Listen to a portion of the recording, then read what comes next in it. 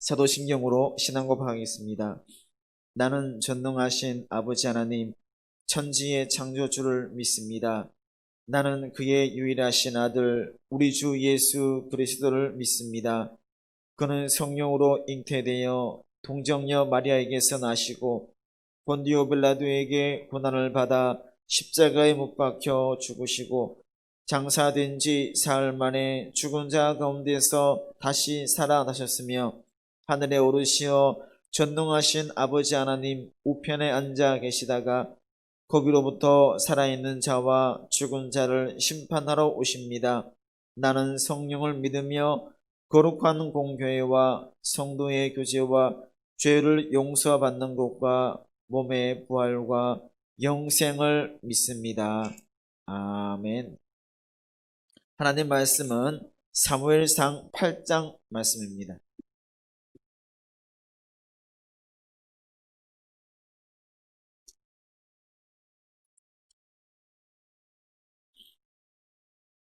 사무엘상 8장입니다. 사무엘이 늙음에 그의 아들들을 이스라엘 사사로 삼으니 아비아라 그들이 브엘사바에서 사사가 되니라. 그의 아들들이 자기 아버지의 행위를 따르지 아니하고 이익을 따라 뇌물을 받고 판결을 굽게 하니라. 이스라엘 모든 장로가 모여 라마에 있는 사무엘에게 나아가서 그에게 이르되 보소서 당신은 늙고 당신의 아들들은 당신의 행위를 따르지 아니하니 모든 나라와 같이 우리에게 왕을 세워 우리를 다스리게 하소서 한지라.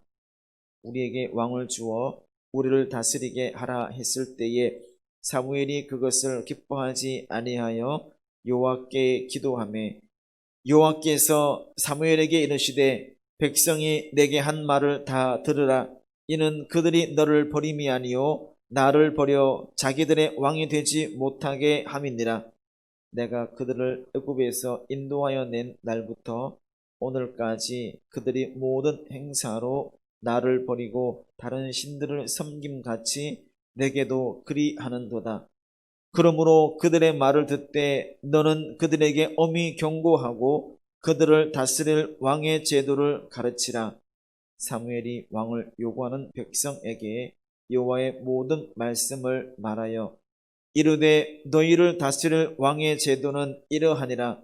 그가 너희 아들들을 데려다가 그의 병거와 말을 어거하게 하리니 그들이 그 병거 앞에서 달릴 것이며 그가 또 너희의 아들들을 천부장과 50부장을 삼을 것이며 자기 밭을 갈게 하고 자기 추수를 하게 할 것이며 자기 무기와 병거의 장비도 만들게 할 것이며 그가 또 너희의 딸들을 데려다가 향료 만드는 자와 요리하는 자와 떡 굽는 자로 삼을 것이며 그가 또 너희의 밭과 포도원과 감람원에서 제일 좋은 것을 가져다가 자기의 신하들에게 줄 것이며 그가 또 너희의 곡식과 포도원 소산의 11조를 거두어 자기의 관리와 신하에게 줄 것이며 그가 또 너희의 노비와 가장 아름다운 소년과 나귀들을 끌어다가 자기 일을 시킬 것이며 너희의 양떼의 10분의 1을 거두어 가리니 너희가 그의 종이 될 것이라. 그날에 너희는 너희가 택한 왕으로 말미암아 부르짖되 그날에 여호와께서 너희에게 응답하지 아니하시리라 하니 백성이 사무엘의 말 듣기를 거절하여 이르되 아니로소이다. 우리도 우리 왕이 있어야 하리니 우리도 다른 나라들 같이 되어 우리의 왕이 우리를 다스리며 우리 앞에 나가서 우리의 싸움을 싸워야 할 것이니라 하는지라. 사무엘이 백성의 말을 다 듣고 여호와께 아뢰매 여호와께서 사무엘에게 이르시되 그들의 말을 들어 왕을 세우라 하시니 사무엘이 이스라엘 사람들에게 이르되 너희는 각기 성읍으로 돌아가라 하니라. 아멘. 이스라엘 장로들이 왕을 요구했던 표면적인 이유는 사사로 임명되었던 사무엘의 두 아들의 부패에 있습니다. 사무엘은 자신이 늙자 자신의 두 아들 요엘과 아비야를 하여금 자신을 대신해서 사사직을 수행하도록 했습니다. 하지만 사무엘의 아들들은 청렴결백했던 사무엘과는 다르게 뇌물을 받고 재판을 굽게 하는 등의 부패를 저질렀습니다. 그러자 엘리 제사장의 아들들의 부패와 그로 인한 고통을 경험했던 이스라엘의 장로들은 사무엘에게 나아가 우리도 왕이 필요합니다. 왕을 세워줄 것을 요구하게 되었던 것이죠. 강력한 국가가 되기 위해서는 강력한 중앙 집권적인 왕정제도가 필수적이라고 생각했습니다. 그래서 이스라엘 백성들은 왕정제도가 그들에게 무거운 분례를 지워줄 것이라는, 왕이 세워짐으로 인해서 우리가 더 많은 역할을 감당해야 할 것임에도 불구하고 더욱더 강하게 왕을 요구하고 있다는 것이죠. 하지만 보다 근원적인 이유가 있습니다. 먼저는 주변 국가들과의 외교 관계에서 유리한 지위를 확보하기 위함이었습니다.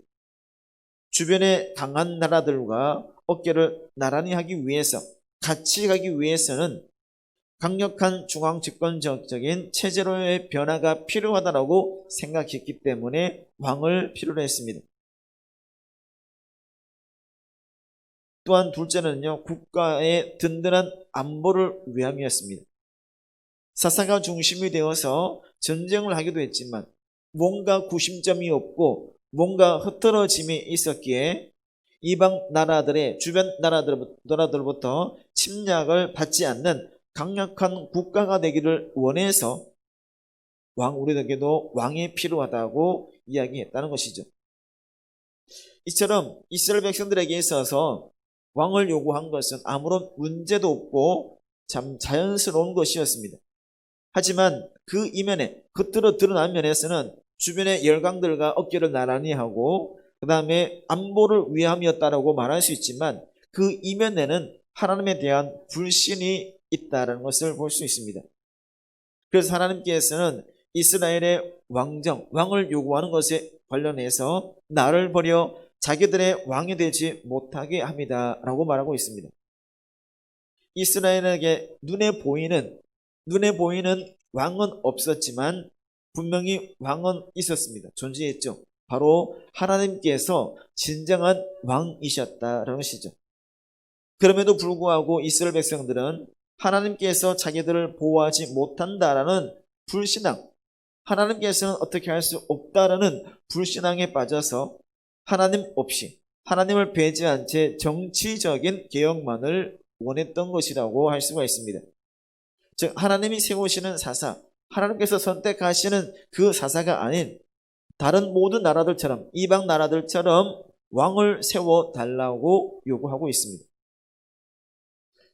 이것은 이렇든 왕을 세워달라는 건 정치적인 안정이었는데 그들은 지금처럼 보이지 않는 하나님에 의해서 다스려지는 것보다는 눈에 보이는 강력한 왕, 튼튼한 왕, 힘있어 보이는 왕의 리더십으로 우리를 이끌 때에 더욱 효과적으로 나라를 이끌 수 있고 더 번영하게 될 것이다라는 믿음이 있었고, 그런 생각으로 사무엘을 통해 왕을 세워줄 것을 요구하고 있습니다. 이 같은 현상이 나타나게 되는 것은요, 내가 가진 것보다는 남의 가진 것이 더 좋아 보이고 더 커 보이는 그러한 착각 때문이라고 볼 수 있습니다. 꼭 강력한 왕이 있어야만 나라를 잘 다스리는 것도 아니고 왕이 있어야만 하는 것도 아니지만 이방 나라, 주변 나라들 봤을 때 그 왕을 통한 구심점이 더 강하게 나타난다라고 생각했기 때문입니다. 즉 하나님을 전적으로 믿고 따르는 믿음으로 나가지 못하고 눈에 보이는 것에만 주안점을 두었다라고 볼 수가 있죠. 이러한 잘못을, 이러한 우를 우리들도 분명히 범할 수 있기 때문에 주의 깊게 또 우리가 정말 많은 생각을 가지고 나가야 된다는 겁니다. 사무엘은 이스라엘 백성들의 요구가 마음에 들지 않았습니다. 분명히 하나님께서 함께하여 주시는, 하나님께서 임하시는 강력함이 있는데 그것을 배제한 요구에 대해서 사무엘은 마음에 들지 않았습니다. 그럼에도 즉각적으로 안 된다라고 거부한 것이 아니라 먼저 하나님께 기도함으로 이러한 상황에서 이렇게 요청하고 이러한 모습 가운데에 믿음의 지도자가 취할 자세가 무엇인지를 보여주고 있습니다. 주변에서 많은 요청이 들어오고 불신이 들어왔을 때도 취해야 할 그런 자세를 보여주고 있죠. 이스라엘 백성들의 왕을 요구하는 왕정 요구에 대해서 이스라엘의 왕정을 도입하라고, 왕을 선택하라고 허락하고 있습니다. 하나님께서는 세 차례에 걸쳐서, 세 번에 걸쳐서 이스라엘 장로들의 요구를 들어주라라고 말씀하고 있죠. 그렇다면 하나님께서는 왕을 요구하는, 눈에 보이는 왕을 요구하는 이스라엘 백성들의 악한 동기를 알고 있음에도 불구하고 그들의 요구를 들어주신 이유가 무엇일까? 다 알고 계시지만 그들의 요구를 들어준 이유가 무엇일까? 이것까지도, 그 요구를 하는 것까지도, 요구하는 것에 대한 응답까지도 하나님의 계획 가운데에 있었다라는 것입니다. 즉 하나님께서는 이스라엘 백성들의 요구가 불합리하더라도, 그 동기가 참 악하다 할지라도 그들의 의사를 존중해서 허락하고 있다는 겁니다. 분명히 잘못된 거, 분명히 후회할 것을 알면서도 하나님께서는 그들의 요구를 들어주고 있습니다. 그것까지도 하나님의 계획 가운데에 있다는 것입니다. 자유의지라는 것은요, 내가 할 수 있는, 내 마음대로 할 수 있는 의지이지만 그에 따른 책임은 분명히 따라오게 됩니다. 하나님께서는 우리들의 선택에 대해서, 우리들이 선택하는 것에 대해서 그 책임을 물으십니다. 원하는 것이 있죠. 바라는 것이 있습니다. 하기를 원하지만 거기에 따른 책임은 분명히 짓고 있다는 겁니다. 하나님께서는 왕을 요구하는 이스라엘 백성들에게 왕을 허락하시면서 왕을 선출했을 때에 나타나게 될 문제에 대해서도 다양하게 말씀하고 있습니다. 그것은 어떤 면에서는 긍정적인 것보다는 부정적인 것, 긍정적인 면보다는 조금은 어려운 면에 대해서 말합니다.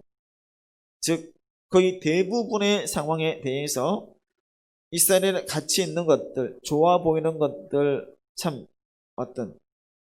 좋아 보이는 것들을 착취당하게 될 것이고, 모든 것이 왕의 것이 될 수 있다. 왕의 중심이 왕이기 때문에 왕에게 그 소유권이 다 넘어갈 수 있다라는 점을 분명하게 말하고 있습니다.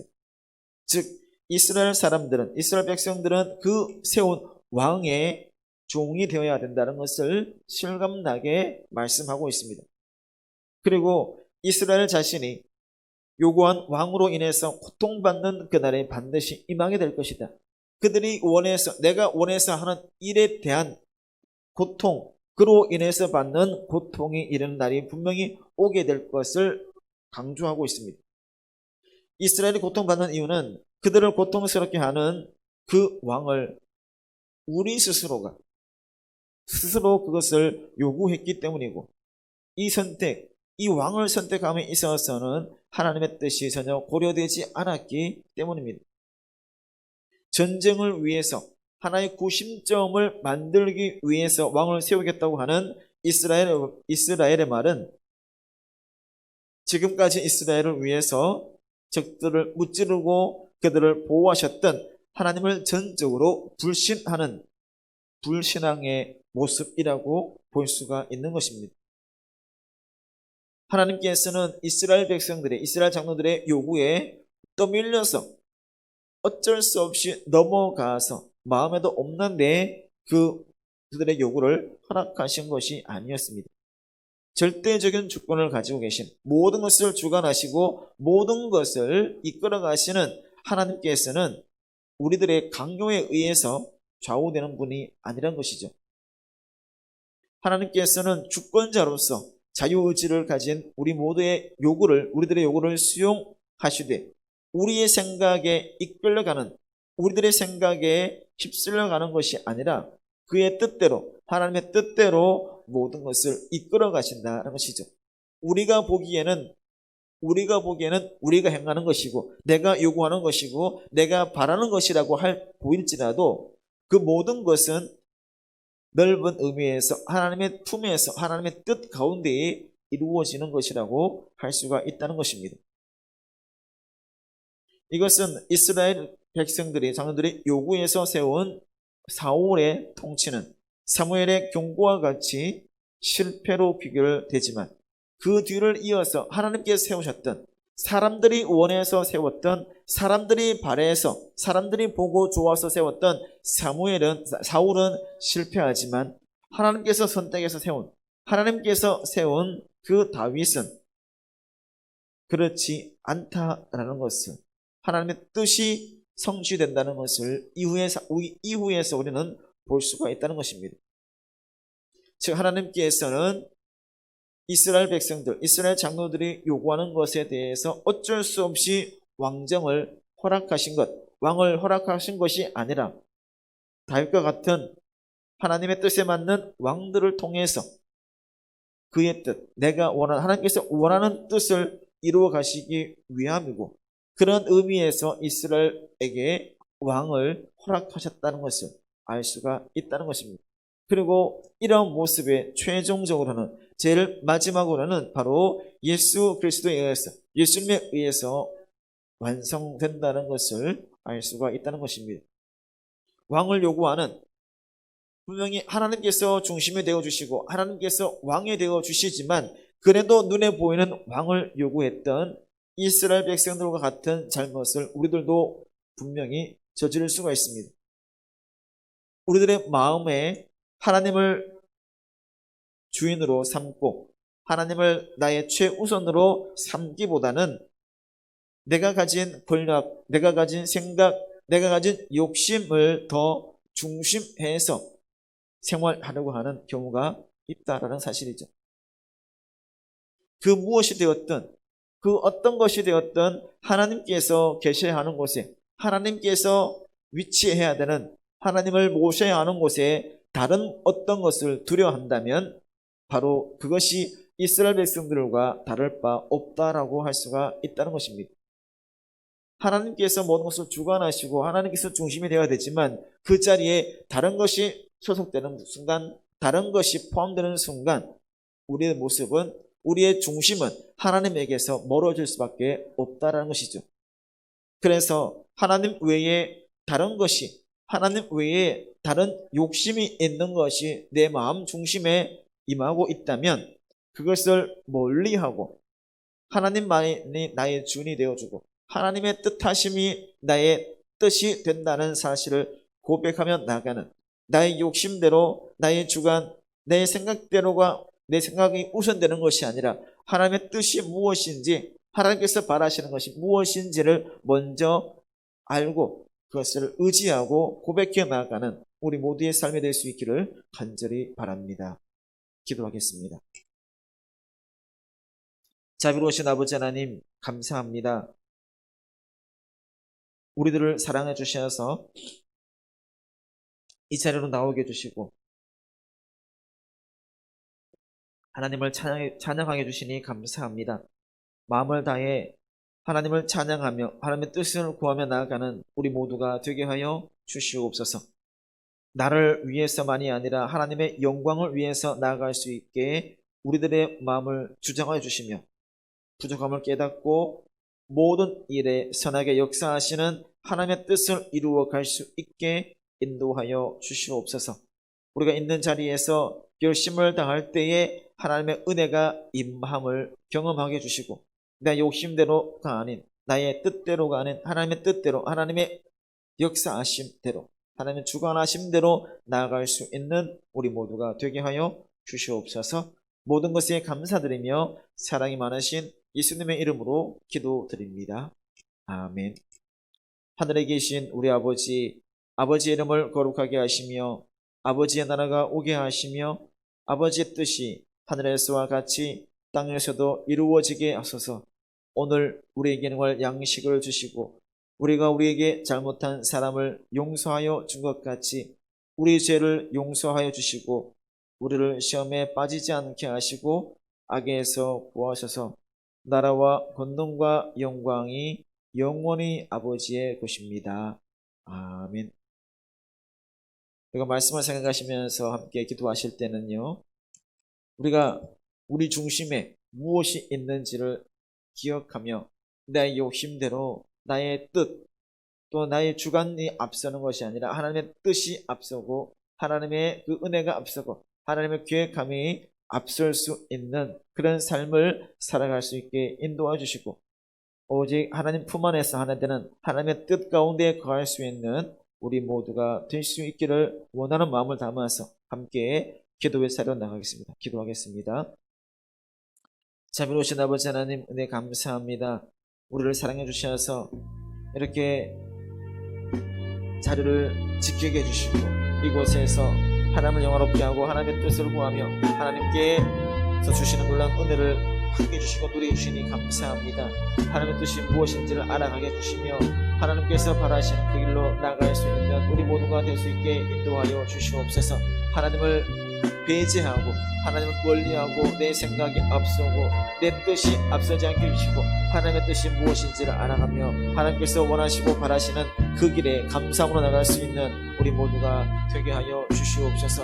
아버지 하나님, 우리 모두의 삶을 주관해 주시고 우리 모두의 뜻을 아버지 하나님 연락해 주셔서 하나님이 바라시는 그 길에 하나님께서 인도하시는 그 길에 감사함으로 순종함으로 나갈 수 있는 우리 모두가 되게 하여 주시옵소서. 아버지 하나님, 눈에 보이는 것만을 추구하지 않습니다. 눈에 보이는 것만을 더 많이 의지하지 않습니다. 오직 하나님만을 의지하고 하나님의 뜻만을 구하고 하나님의 은혜만을 나타낼 수 있는 우리 모두가 될 수 있게 인도하여 주시옵소서. 오직 오늘 하루 주님과 함께하는 은혜가 있는 하루가 되기를 원하고 오직 하나님께 영광 올려드릴 수 있게 우리 모두의 삶을 주장해 주시옵소서. 모든 것을 하나님께 맡깁니다. 하나님, 다시 받으